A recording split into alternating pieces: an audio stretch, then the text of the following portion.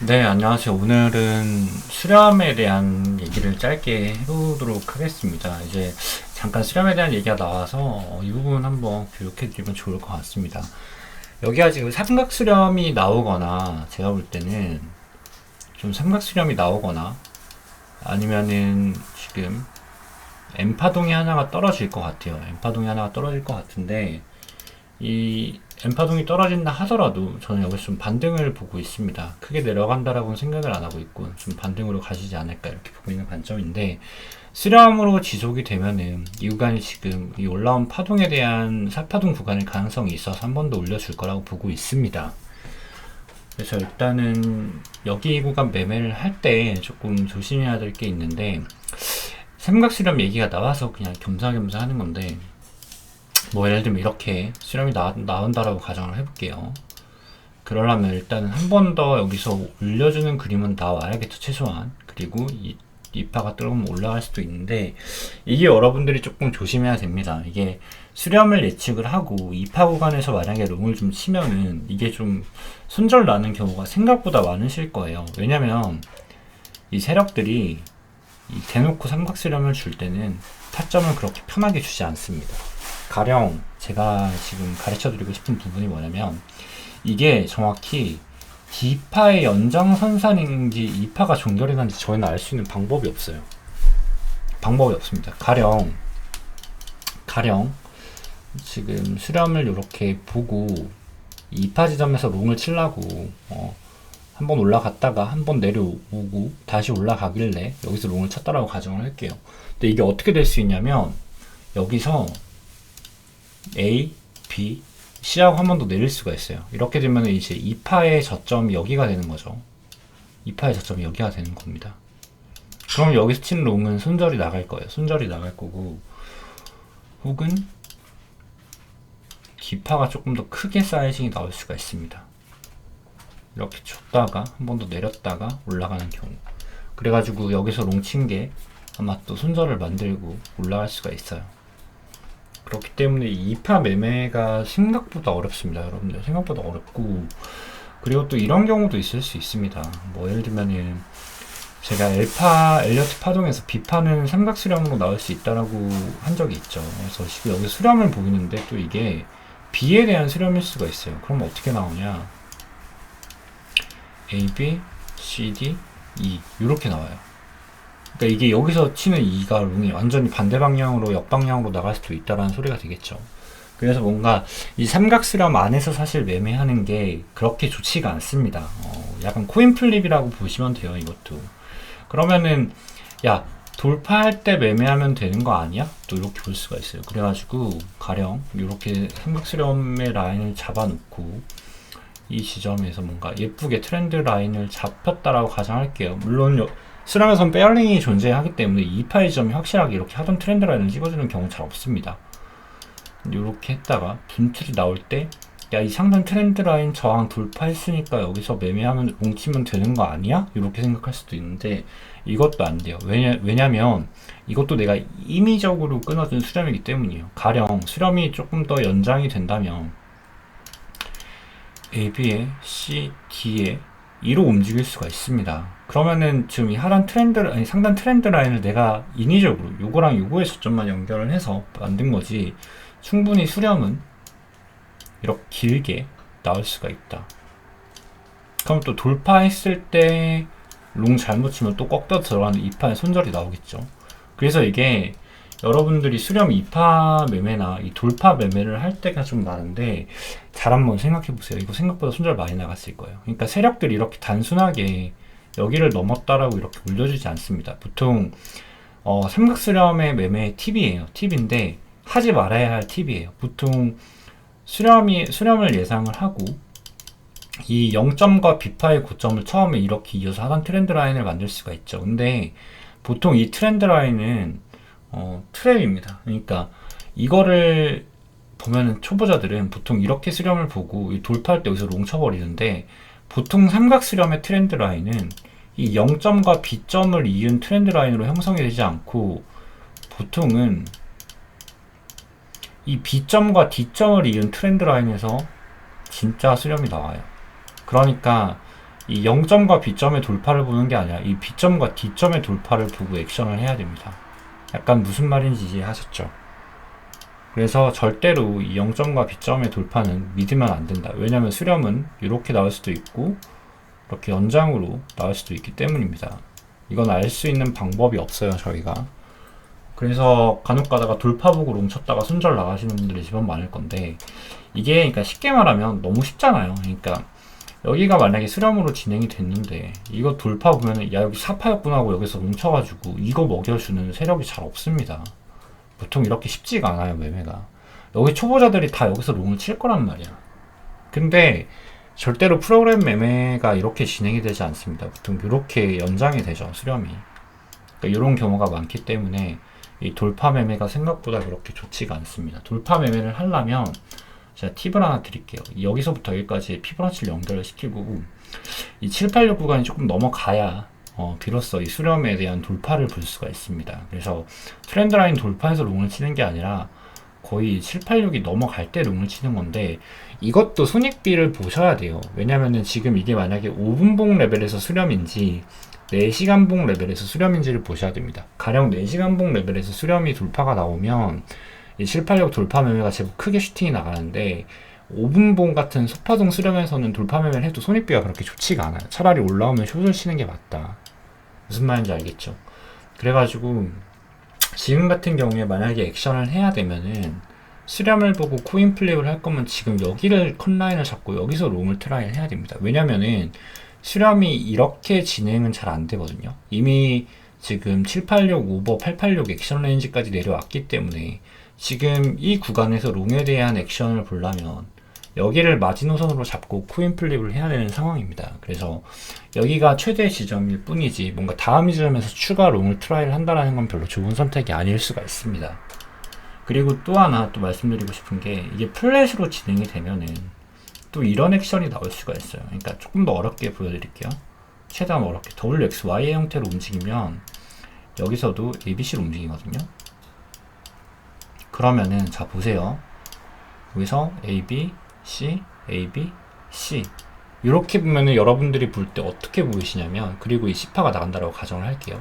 이거 빼고 볼게요. 그러면은 여러분들이 AB, CD, E네, 아 삼각수렴 나왔네라고 판단을 하실 수가 있어요. 지금 딱 이 지점에서 보시면은 자 A, B, C, D, E 이렇게 나갈 수가 있거든요. 이렇게. 그럼 수렴 끝났구나 하고 이 트렌드 라인에서 BD 트렌드 라인 돌파를 보고 롱을 치다라고 가정할게요. 근데 이 C파가 고점 돌파가 안 나고 여기서 끝나는 거야. 이 WXY로 움직이면 그렇게 돼요. 그리고 여기서 플랫을 줘버리는 경우가 있습니다. A, B에 C를 꺾어버릴 수가 있어요. 이러면 여기서 친 거 다 손절 나가요. 손절 나가거든요. 그러니까 이런 걸 조심하셔야 됩니다. 그래서 삼각수렴은 사실상 제가 지금 드리고 싶은 말씀이 뭐냐면, 수렴을 본다면 무조건 반드시 첫 번째 지지를 받고 두 번째 반등을 만들고 세 번째 파동에서 저점이 나왔다라고 가정을 할 때 이 구간 컷라인을 잡고 여기서 매매를 들어가야지, 절대로 그 다음 파생되는 구간에서는 매매를 하기가 상당히 어렵다. 그러니까 5대5 배팅이 됩니다. 5대5 배팅이 되고, 사실 지금 여기서 롱을 받는 것도 사실상 코인 플립이긴 합니다. 지금 단순하게 그냥 수파동이 ABC에 X에 ABC M파동 랠리가 보이기 때문에 ABC 있기 때문에 수렴의 가능성이 조금 있겠다고 여기서 손절이 상당히 타이트하기 때문에 0.3% 정도밖에 안 되죠. 4%. 그러니까 손절 라인이 상당히 타이트하기 때문에 그냥 손익비적인 액션을 해볼 수 있다이지 뭔가 방향성에 대해서는 코인 플립 자리가 맞다. 그러면은 여기가 아닌 조금 더 높은 고점에서 롱을 트라이를 하는 건 더 위험하다. 왜냐면 손절 라인이 더 길어지기 때문이다. 이렇게 좀 말씀을 드리고 싶습니다. 그래서 앞으로 여러분들이 삼각수렴을 정말 많이 볼 거고, 그리고 제가 이게 이길 겁니다. 고점에서 나오는 수렴은 대부분 사파동 수렴이기 때문에 삼각수렴이 상방 분출이 나오기 때문에 여기서 롱에 대한 유혹이 많으실 거예요. 이거를 배우시다 보면은. 근데 상당히 위험하다. 지금 그 부분에 대한 교육을 조금 드리고 있는 겁니다. 그 부분에 대한 교육을 드리고 있는 거고. 그리고 여기가 뭔가 M파동 랠리라고 하더라도 마찬가지, 이 하방 M파동 자체가 그냥 WXY로 움직이면은 여기도 마찬가지로 그냥 ABC 형태로 빠집니다. ABC 형태로 빠질 수 있기 때문에 뭔가 또 이 M파동만 보고 또 뭔가 액션을 하기에는 항상 리스크를 가져가야 된다. 이 말씀을 조금 드리고 싶습니다. 결과적으로 삼각수렴 매매는 반드시 첫 번째, 두 번째, 세 번째, 네 번째, 다섯 번째가 있을 건데 여기서 뭔가 액션을 하고 싶으면 이 세 번째 라인, 그러니까 첫 번째 떨어지고 두 번째 반등을 만들고 세 번째 액션을 주고 네 번째 방향 추세를 주고 다섯 번째 수렴이 끝날 건데 이 4, 5번 파동이 어떻게 늘어날지 우리는 알 수가 없고 이 4, 5번 파동이 단순히 여기서 WX, Y의 과정일 수 있다라는 점, 그래서 ABC일 수 있다라는 점을 항상 오픈을 해놔야 된다. 그래서 4, 5번 파동에서 치는 롱은 다소 실패할 확률이 생각보다 많습니다. 그래서 내가 수렴을 보고 뭔가 코인 플립에 대한 기대값 베팅, 손익비 베팅을 하고 싶으면 이 3번 파동 A, B, C 지점에서 하는 게 맞다. C 지점에서 1번 파동을 컷라인을 잡고 하는 게 일단 일반적이에요. 여기를 잡고 어떠한 여기서 롱 액션을 하는 게 가장 일반적인데, 삼각수렴을 배우시다가 보면은 이게 삼각수렴이 뭐죠? 삼각수렴은 단순해요, 여러분들. 삼각수렴은 단순해요. 고점은 낮아지고 저점이 올라가면 이거는 어떠한 삼각형의 형태를 띠기 때문에 이건 그냥 삼각수렴이에요. 뭔가 여기서 더 이상의 논리는 필요하지 않습니다. 그리고 볼륨이 디클라인이 되어야겠죠. 근데 이제 엘리어트 웨이브에서는 권장 비율이라는 게 있습니다. 이 소파동 레인지가 피보나치 618 레인지를 따르는 경향을 보인다라고 책에서 처음에 배워요. 가령 A 지점을 찍고 이 B 지점은 보통 잠시만요. 이 규격이 어떻게 되냐면, 수렴에 대한 교육을 그냥 해드리겠습니다. 이 0점과 A점을 찍었을 때 보통 이 B 지점은 0.618의 되돌림을 맞춰주는 경향이 많고, 그 다음 C 지점은 이 A와 B 지점에 0.618을 맞춰주는 경우가 많고, 그럼 D 지점은 어딜까요? D 지점은 B와 C에 0.618을 맞춰주는 경향이 있다라고 교과서에서 배웁니다. 이 점은 어떻게 되죠? 이 C와 D에 0.618을 맞춰주는 경향을 보인다. 해서 이게 가장 이상적인 엘파에서 말하는 삼각수렴의 비율입니다. 근데 여러분들 절대로 실전 매매에선 이렇게 안 줍니다. 절대 안 줘요. 이렇게 되는 게 가장 이상적인데, 실전 매매에서는 보통 786 레인지로 조금 많이 움직입니다. 웨이브가 조금 커서 786 레인지로 조금 더 많이 움직이는 편이에요. 근데 지금 보시면 만약에 이 구간이 수렴으로 움직인다라고 가정을 하겠습니다. 수렴이 나온다라는 게 아니에요.